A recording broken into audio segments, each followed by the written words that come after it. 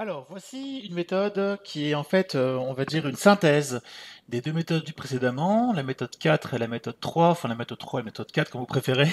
En tout cas, on avait vu tout à l'heure la question des barres et on a vu aussi la question des courbes. Donc en fait, ici, on a affaire à des lettres, voyez-vous, qui ont l'originalité d'être à la fois en fait des lettres à barres, mais aussi des lettres à courbes. Donc en fait, ces lettres-là, il y en a quelques-unes, hein, bien entendu, et il faut les connaître. Alors, il y a le P par exemple. Alors pourquoi le P? Parce que voyez-vous, le P, ben, quand je le dessine, j'ai une barre ici, et puis après, j'ai une courbe. Donc on dit qu'il y a effectivement ici ben, une courbe et une barre. Donc c'est une lettre un peu particulière.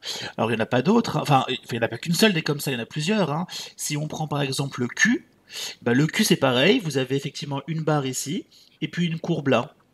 Donc voyez-vous, c'est comme le P, hein, on a pareil, on a d'un côté une barre, représentée par la barre qui est là ici, et de l'autre on a effectivement une courbe qui est là.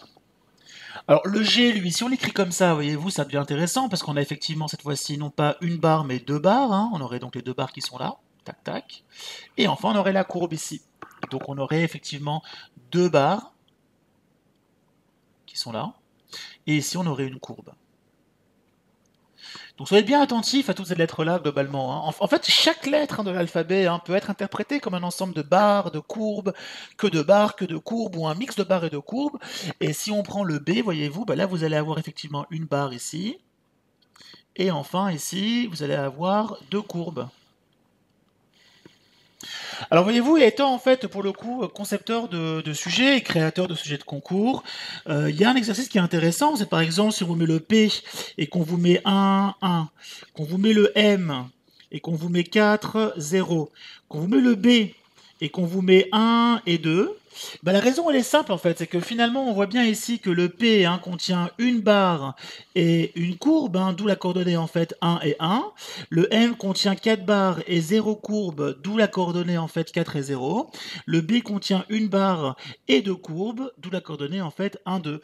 Donc maintenant je vous laisse deviner par exemple les coordonnées de la lettre, je sais pas moi, de la lettre, prenons par exemple le J.